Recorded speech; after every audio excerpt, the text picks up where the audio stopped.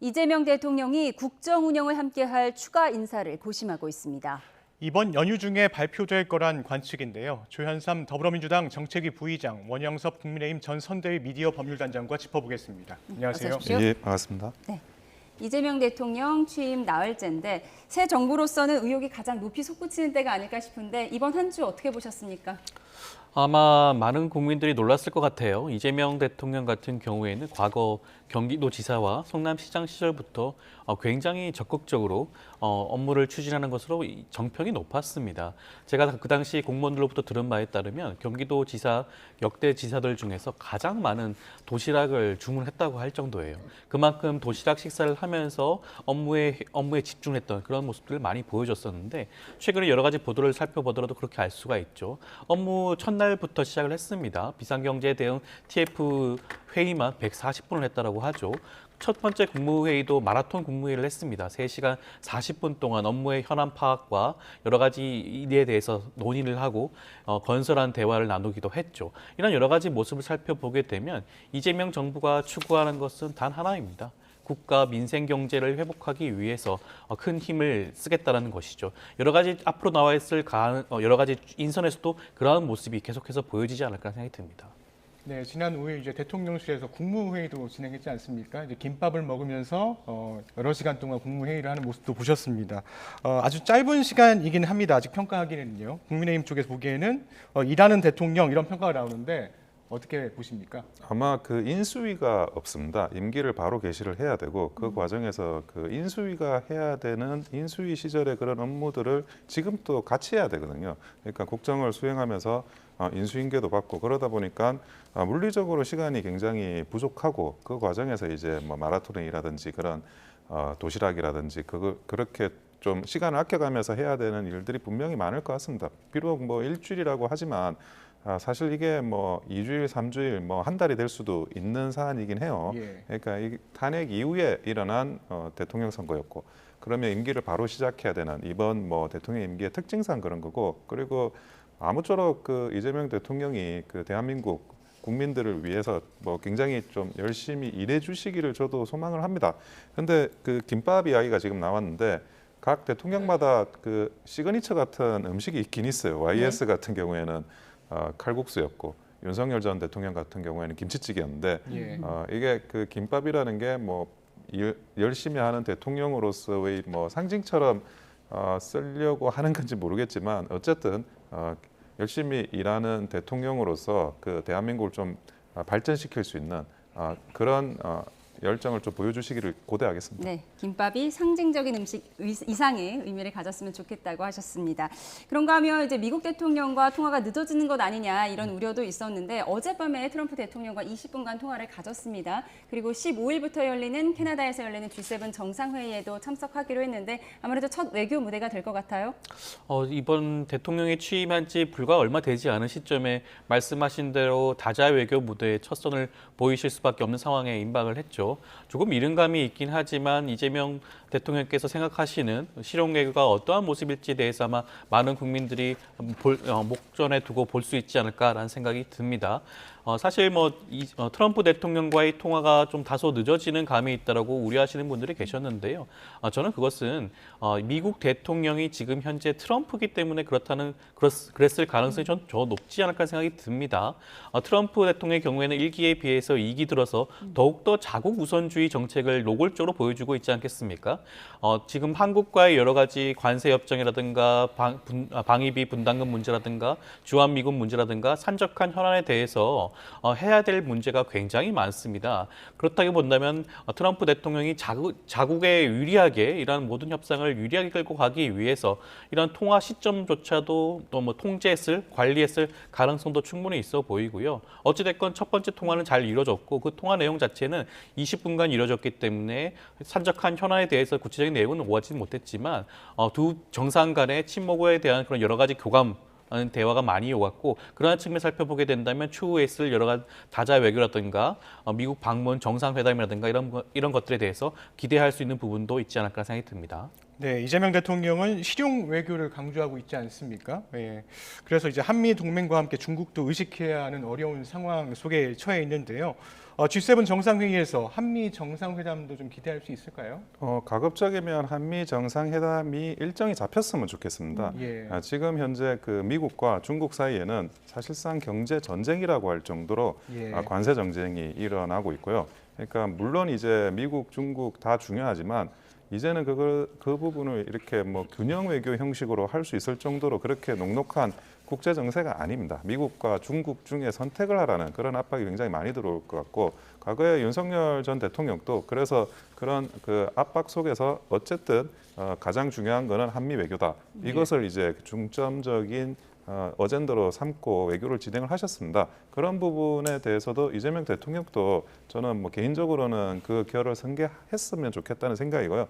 기본적으로 G7이라는 게 75년도에 재무장관 회의에서 출발을 했지만 지금은 서구 가치 동맹의 모임으로 좀 성격이 변질됐어요. 물론 중간에 러시아도 뭐 한번 들어왔다가 이제는 안 들어오고 하지만, 그래서 그런 부분들을 가치 동맹이라는 그런 인식을 먼저 깔고, 이게 비록 경제지만 그 이상의 그런 그 각국의 정상들과 교류할 수 있는 기회가 되었으면 좋겠습니다. 이 대통령의 첫 외교 무대가 될 G7 정상회의에 대해서 예측을 해봤고요. 그런가 하면 이재명 대통령 내각 구성도 고심하고 있습니다. 하마평에 불과하지만 주요 장관 자리에 이제 현역 의원들 이름이 많이 거론이 되고 있는데, 아무래도 뭐 청문회 과정에서 원래 현역 의원 불패설 이런 거 많이 나오지 않았습니까?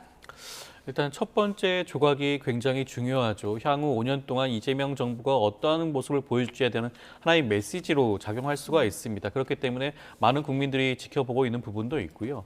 그리고 인수위가 없는 상황이다 보니 서둘러 조각을 할 필요성도 있어 보입니다. 지금 국정 공백 기간이 굉장히 길어지지 않겠습니까? 지난번 불법 내란 이후 6개월이 지났습니다. 조속히 빨리 국정 안정을 하기 위해서라면 조각을 마무리 지을 필요성도 있겠죠.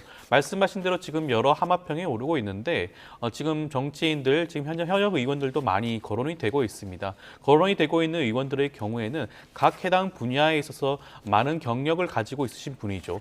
해당 그 상임위에서 활동을 하셨거나 과거 관련된 직함을 가지셨거나 아니면 과거에 입각을 했던 경험도 있습니다. 여러 가지 측면 살펴보게 되면 조기에 국정을 안정화시키고, 사실상 국무위원의 경우에는 정무적인 감각도 있어야 되지 않겠습니까? 그런 측면을 살펴보게 된다면 정치인을 국무위원으로 각 해당 부처에 조각을 하는 것 자체는 어떻게 보면 안정적인 국정 수행을 위해서는 필요한 부분도 있지 않나 생각이 듭니다. 네, 안정적인 국정 수행을 위해서 현직 의원들이 하마평에 많이 오르고 있다 이렇게 말씀을 주셨는데요.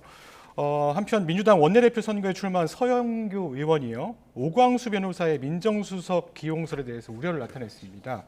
오히려 야당보다 집권 여당의 반대 목소리가 더 나오는 모습인데, 이 모습은 좀 어떻게 보시고 계시나요?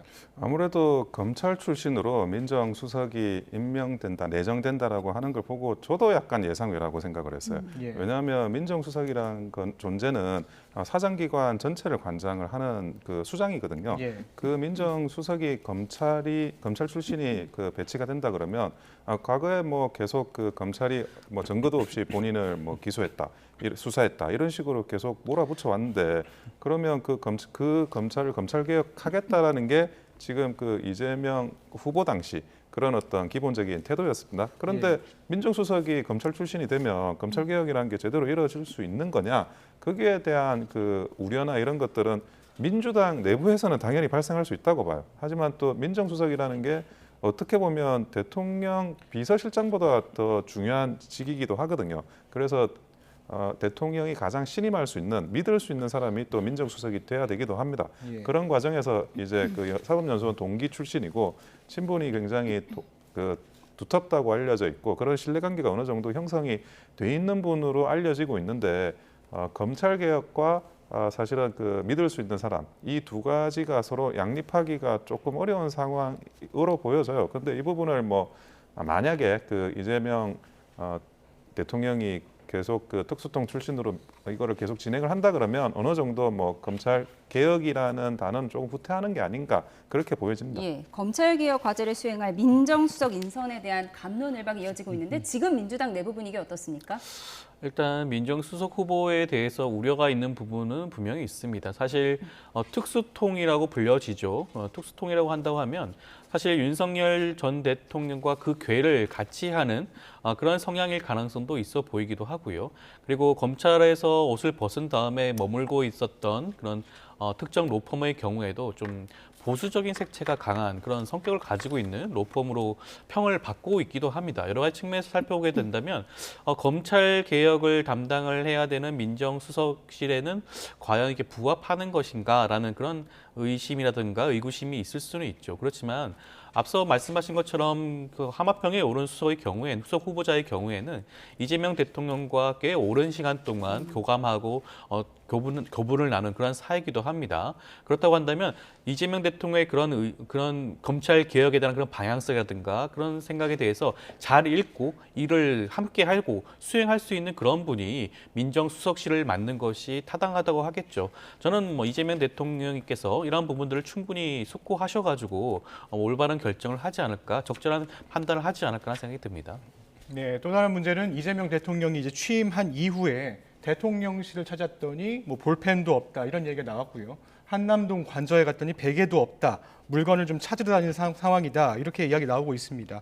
사실 뭐 대통령실을 그대로 사용하는 건데요. 왜 이런 일이 일어나게 된 건가요? 그거는 과거에 이제 문재인 정부 때 일어났던 일을 한번 반추해볼 필요가 있습니다. 무슨 말이냐면 박근혜 대통령 탄핵되고 나서 문재인 대통령이 취임을 하고 그 이후에 어떤 게 있었냐면 캐비닛 문건 사건들이 있었습니다. 예. 캐비넷에서 이런저런 뭐 범죄 혐의와 관련의 문건이 나왔다 그러면서 그걸 가지고 언론에 이야기를 하고 그걸로 다시 또 적폐 수사를 하고 그러면서 굉장히 그 당시에 이제 청와대에 있었던 그 전에 직원들이 수사도 받고 뭐 구속도 되고 그런 경우가 많았거든요. 그래서 지금도 똑같은 현상입니다. 윤석열 대통령께서 탄핵이 되시고 지금 민주당의 이재명 대통령이 취임을 했어요. 그러면 과거에 문재인 정부 때의 사례를 기억을 한다 그러면 뭐 티끌이라도 하나 어떤 서류나 조각을 찾아가지고 또 이것을 일종의 정치적인 보복 수사로 연결짓지 않을까 이런 우려를 사실 뭐 알게 모르게 하는 게 사실입니다. 그래서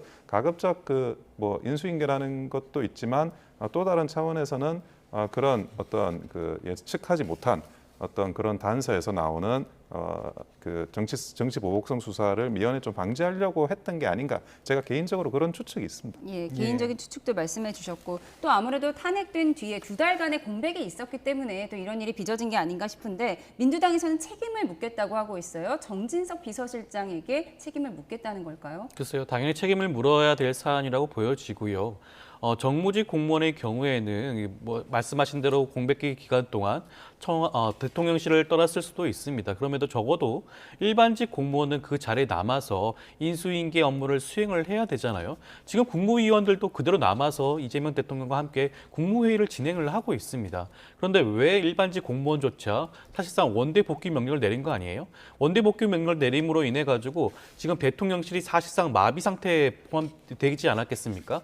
긴급하게 복귀 명령을 내려서 지금 그전에 있던 일반직 공무원들이 대통령실로 돌아오긴 했지만 그 짧은 기간이라도 중요한 상황이 발생할 수도 있었습니다. 그럼에도 불구하고 사실상 다음 정부, 차기 정부 이재명 정부가 제대로 된 업무 수행을 하지 못하도록 하기 위해서 이런 일을 벌인 것이 아닌가라는 측면에서 살펴본다면 당연히 법적 책임을 물어야 한다고 보여지는 것이고요. 전 정부 말씀을 하셨는데 문재인 정부의 경우에는 윤석열 정부가 출범할 당시에 각 수석실, 각 비서관마다 업무 인수 인계를 위한 책자를 만들어서 전달하고 나왔습니다. 그만큼 정권이 교체되더라도 업무의 연속성은 굉장히 중요하거든요. 대통령실은 국정 전반을 컨트롤할 수 있는 컨트롤 타워 역할을 하는 곳입니다. 한치의 오차도 있어서도 안 되고요. 그런 업무 공백이 발생해서도 안 되는 그런 곳입니다. 그렇다고 한다면 그런 업무 인수 인계를 위해서라도 적절한 조치를 취했어야 함에도 불구하고 그런 것들을 오히려 배제했다, 오히려 방기했다, 오히려 업무 인수 인계를 방해했다는 측면을 살펴보게 된다면 적절한 책임을 물어야 되지 않을까 생각이 듭니다. 네. 한편 이제 이재명 대통령이 이제 김문수 전 국민의힘 대선 후보, 그러니까 전 고용노동부 장관에게 전화를 걸어서 안부 인사를 건넨 것으로 전해지고 있습니다. 이재명 대통령은 취임한 뒤에 야당 대표들과 자주 만나겠다 이런 이야기를 했습니다. 영수회담 등 야당과의 만남은 또 언제쯤 이뤄질 것으로 좀 보이시나요? 지금 그 국민의힘이 현재는 그 대선 패배 이후 내용 상태입니다. 지금 네. 이 지도부가 계속 유지가 될지 아니면 새로 전당대회를 뽑을지 그 당대표를 뽑을지 그것도 아직 그 갑론을박하고 있는 예. 와중이라 가지고 지금 단계에서 뭐 영수회담은 조금 이른 것 같아요. 영수회담이라는 거는 결국 어떤 안건이나 주제가 있어야 되거든요. 네. 그리고 그 주제에 대해서 어떤 책임 있는 의사결정을 할 그 양당의 대통령과 그런 어떤 입장이 있어야 됩니다. 근데 현재 그 김용태 비대위원장이 어떻게 지금 그 거치가 결정이 될지 그것도 지금 오리무중인 상태에서 영수회담을 원하는 것은 조금 좀 빠른 것 같습니다. 다만 이재명 대통령이 김문수 후보한테 전 후보한테 이제 전화를 한 거는 같이 경쟁했던 사이에서는 뭐 저는 굉장히 좋은 그런 장면이라고 보여지고요. 그리고 현재까지 그 국민의힘의 내용 단계가 어느 정도는 좀 지속될 예상이기 때문에 예. 그 이후에나 영수회담이라는 문제는 안건이 될 것 같습니다. 예. 네, 김용태 비대위원장 임기는 권영세 전 비대위원장의 자녀 임기까지인 거죠. 그러니까 6월 30일까지인 거 맞나요?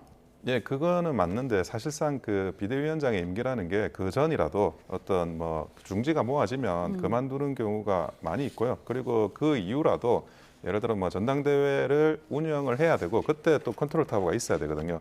그러면 그 부분과 관련해서는 또 계속 전당대회와 관련한 그 운영을 하게도 됩니다. 전당대회가 보통 한 2개월 전에 공고가 납니다. 그래서 그런 부분들까지 고려를 하면 지금 6월 30일로 김용태 비대위원장의 임기가 끝나게 될지 아니면 그 전에 그 선출되는 원내대표가 권한 대행을 뭐 하는 식으로 하게 될지 그건 아직도 알 수 없는 상태입니다. 예, 앞서 김문수 전 후보 이야기가 나와서 그런데요. 당대표의 욕심이 없다고 본인은 말을 하지만 사실 예전에 한덕수 전 총리와의 단일화 문제에서도 말이 좀 바뀐 경우가 있기 때문에 사람들이 당대표 욕심 없다고 말은 하지만 결국 당권 욕심이 있어서 지금 이렇게 공개 행보를 이어가는 것 아니냐 이런 분석이 나오고 있거든요. 근데 당대표라는 게 본인이 욕심낸다고 될 수 있고 욕심 안 낸다고 안 되는 그런 자리가 아니거든요. 그리고 뭐 대통령 후보든 당대표든 결국에 이제 그 국민들과 당원들과 지지자들의 뜻이 제일 중요합니다. 그 뜻이 부합이 된다 그러면 하기 싫어도 하셔야 되고 그 뜻이 부합이 안 된다 그러면 하고 싶어도 해서는 안 되는 거죠. 그러니까 김문수 후보는 김문수 전 장관은 이제 본인의 그런 진실한 의사를 이야기하시는 거고 그 부분에 대해서 어떤 판단이라는 건 평가라는 건 결국 당원과 지지자, 국민들이 판단하게 될 것 같습니다. 네, 국민의힘이 지금 대선 이후에 내용을 좀 겪고 있습니다. 예, 친윤계는 지금의 비대위 체제를 좀 유지하자는 입장이고요. 비윤계는 특히 이제 친한 동윤계에서는 조기 전당대회를 하자고 합니다. 민주당에서 보기에는 이번 대선 패배 이후에도 계파 갈등이 여전한 이런 상황들을 좀 어떻게 바라보고 계십니까? 많이 안타깝죠. 어찌됐건 국민의힘 같은 경우에는 우리나라 헌정 사상 보수 정당으로서의 그런 명명을 이어온 정당 아니겠습니까? 예. 그렇다고 한다면 대선 패배 이후 이런 보수 정당으로서의 쇄신하는 모습을 보여주면서 다시 한번 국민들의 품속으로 들어가야 함에도 불구하고 이런 자중질환을 겪고 있는 자체가 굉장히 좀 안타깝다고 생각이 들고요. 지금 계파 간의 갈등 저는 굉장히 지금 사실상 봉합되지 않을 정도의 수준에 이르지 않는다는 생각이 들고요. 사실 이번 대선이 어떤 대선이었습니까? 조기 대선 자체가 내란으로 인한 그런 조기 대선이었고 대통령이 파면돼서 이루어진 거 아니겠습니까? 그렇다고 예. 한다면 내란 종식과 헌정 질서 회복에 대해서 공감하는 목소리가 나와야 되는 것이 당연함에도 불구하고 이번 대선 기간 동안 그러한 모습을 전혀 보여주지 못했죠. 그 책임은 지금 당 지도부뿐만 아니라 김문수 후보도 당연히 져야 되는 그러한 문제임에도 불구하고 지금 여러 말씀하시는 것처럼 김문수 후보가 당대표 선거에 나올 수 있다는 그런 얘기가 나오지 않겠습니까? 예. 과연 국민의힘이 쇄신하고 변화하고 진정으로 사과하는 모습을 보이는 것이라고 이해할 수 있을지 그러한 측면에서는 무척 좀 안타까운 모습이 아닌가 생각이 듭니다. 예, 국민의힘 내용에 대해서 간단히 짚어봤고요. 이어서 입법 이야기도 좀 해보겠습니다. 민주당이 개혁 입법을 하나둘 처리하고 있는데 네, 최상병 특검법, 내란 특검법, 김건희 여사 특검법 이렇게 3대 특검안이 처리가 되었습니다. 근데 내용을 좀 보면요. 내란 특검법에서 외환죄가 추가됐거든요. 이 부분에 있어서 국민의힘 어떻게 보십니까? 사실은 이거는 정치 보복성 특검법이다. 저는 그렇게 보고 있습니다. 각 개별적으로 뭐 명분이 있거나 그렇다고 보여지진 않고요. 우리가 김건희 특검법, 내란 특검법 그리고 이제 최상병 특검법이라고 하는데 최상병 특검법은 좀 별로네요. 그러나 이 김건희 특검법이나 내란 특검법은 그냥 윤석열 대통령과 관련한 모든 범죄 그리고 김건희 특검법은 그 김건희 전 여사에 대해서 관련한 모든 범죄를 다 수사할 수 있게 돼 있어요. 사유도 많고 그리고 인지수사, 곁다리 수사를 거의 무한대로 할 수 있는 수준으로 지금 진행이 되고 있기 때문에 이거와 관련해 가지고 사실은 정치보복성 수사를 검찰에서 진행시키면 정치보복이라고 사람들이 손가락질할 것 같으니까 특검법이라는 형식으로 하는 게 아닌가 의심될 정도로 굉장히 망라적으로 수사를 할 예정입니다. 특히 그 검사 인력 파견도 굉장히 많고 그러다 보니까 정말 대대적인 수사를 하게 될 것 같은데 이 부분과 관련해서는 아마도 이게 그 제2의 적폐 수사로 전개될 가능성은 굉장히 높아 보입니다. 네, 말씀하신 대로 이제 김건희 특검법을 보면 도이치모터스 주가 조작 사건 외에 이제 정치 브로커 명태균 씨 사건, 건진법사 관련 의혹까지 모두 다루고 있는데요. 국민의힘은 말씀하신 대로 이제 보수 개멸 특검법이다 이렇게 반발하고 있는데 민주당에서는 어떻게 바라보고 계시나요? 글쎄요, 김건희 여사와 관련된 각종 의혹에 대한 수사라고 할 수가 있겠죠. 만약에 여기에 연루된 지금 국민의힘 현직 정치인들이 있다고 한다면 예. 그렇게 말씀하실 수도 있겠죠. 아마 근데 연루되지 않은 분들의 경우에는 전혀 상관이 없는 그런 법이 아닌가 생각이 들고요. 근데 지금 명태균 씨 같은 경우에는 이번 사실상 여론 조작과 공천에 개입했다는 그런 의혹이 있지 않겠습니까? 거기에 김건희 여사가 함께했고 윤석열 전 대통령도 함께했다는 그런 의혹이 있는 부분이고 거기에 함께했던 정치인이 있다고 한다면 당연히 이번 특검법을 통해서 명명백백하게 밝히는 것이 맞겠죠. 그리고 뭐 의혹에 그치고 실제 사실관계는 다르다라고 한다면 국민의힘 의원들이라든가 뭐 지자체장 같은 경우에는 의혹을 떨쳐낼 수 있는 좋은 기회이기도 합니다. 예. 지금 검찰과 경찰의 수사가 굉장히 더딘 부분이 분명히 있어요.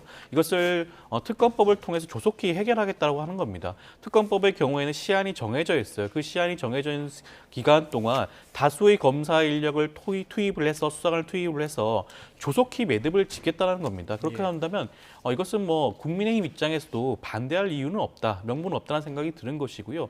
그리고 내란 특검법도 마찬가지입니다. 내란 예. 특검법과 김건희 특검법의 경우에는 이번 조기 대선에서 보여준 국민들의 그런 바람이 무엇인지를 제대로 이해를 했다고 한다면 적어도 반성하는 모습이라도 여기에 대해서는 당론으로 반대하는 의견을 결정한 것은 저는 굉장히 부적절했다고 보여져요. 그럼에도 불구하고 사실상 대선 결과, 대선 패배에 대해서 제대로 된 반성하지 않는 모습을 이번 특검법 결정 과정에서도 보여준 게 아닌가 하는 생각이 듭니다. 예. 네, 국민의힘에서 반대할 명분이 없다고 하셨는데 사실 국민의힘 일각에서는 이 3대 특검법 반대 당론 폐기를 주장하는 목소리도 나왔었죠. 근데 뭐 그런 목소리도 분명히 있습니다. 그리고 일부 이제 의원들은 찬성을 하신 분들도 있고 예. 다만 이제 이와 관련해 가지고 이 특검법이 뭐 내용적으로도 그때 반대를 했던 게 지나치게 포괄적이다. 그리고 그 보충성이나 특검법이 가지고 있는 고유한 그런 그 요건에 맞지 않는다. 이런 명분으로 그때도 반대를 했었습니다. 근데 지금 오히려 그때 지적했던 그런 독소 조항들, 그러니까 굉장히 그 포괄적으로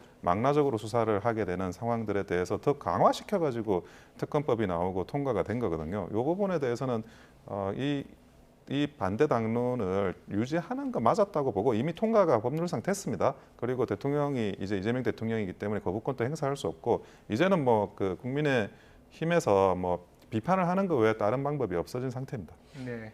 새 정부 출범 이후 전국 상황, 조현삼 더불어민주당 정책위 부의장, 원영섭 국민의힘 전 선대위 미디어 법률단장과 짚어봤습니다. 오늘 말씀 감사합니다. 그렇습니다.